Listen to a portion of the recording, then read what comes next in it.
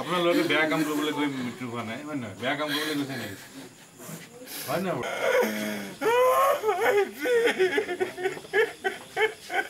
খবরে তখন না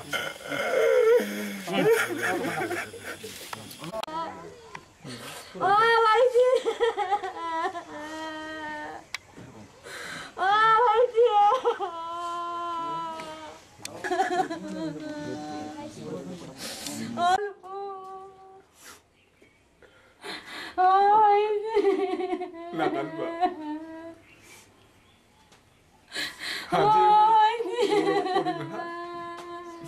ভাইটির কারণে আজি টিকুর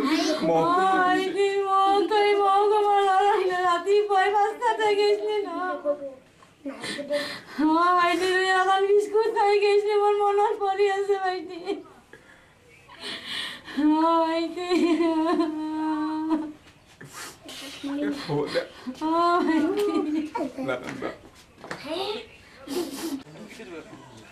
আজি মই নথৈ আনন্দিত মোৰ ল'ৰা হিমাংশু তামুলীৰ মৃত্যুৰ আজি সাৰ্থকত আহিছে মই আজি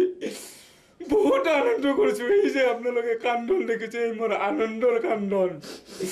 দুখৰ কান্দন নহয় মই আজি খুব আনন্দ কৰিছোঁ টিহুবাসী ৰাইজৰ কাৰণে মোৰ ল'ৰাই যে আত্মবলিদান দিয়ে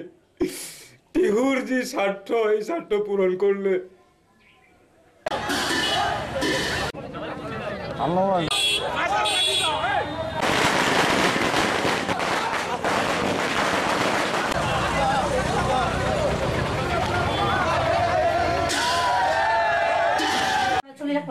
ধুনীয়াকৈ আমি চলিব পাৰিম চাকৰিটোৰ বিৰাট দৰকাৰ মোৰ তাৰমানে অৱস্থা নোহোৱা হৈ গৈছে এতিয়া তাৰমানে মোৰ একোৱে নোহোৱা হৈছে আৰু ছোৱালীটোক ধাৰ ধুপাল কৰি বিয়া দিলোঁ ছোৱালীটোক ধাৰ পইচা ধাৰ 5 লাখ টকা মোক চব মানুহে ক'ব 5 লাখ টকা দিছোঁ 5 লাখ টকাৰ কি টকা একো নহয় ছোৱালীটোৰ বিয়াত ধান মাৰিবাই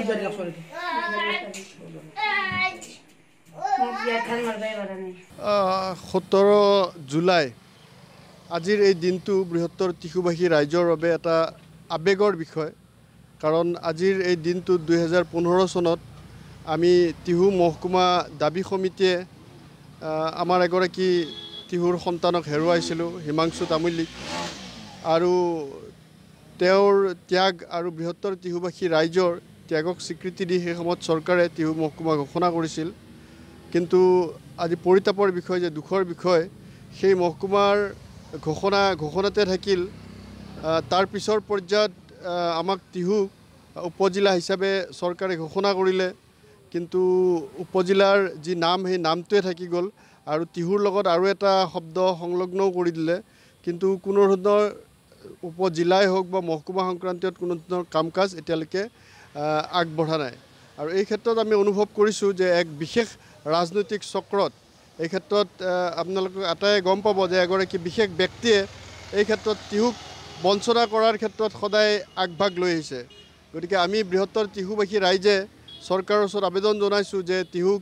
যি উপজিলা হিচাপে ঘোষণা কৰা হৈছে সেই উপজিলাৰ অগ্ৰগতিৰ বিষয়ত বা চৰকাৰী যিবিলাক কাম কাজ সেই কাম কাজবিলাক যাতে ত্বৰান্বিত হয় বা অফিচ কছাৰীসমূহ যাতে আহি একদম মানে যিটো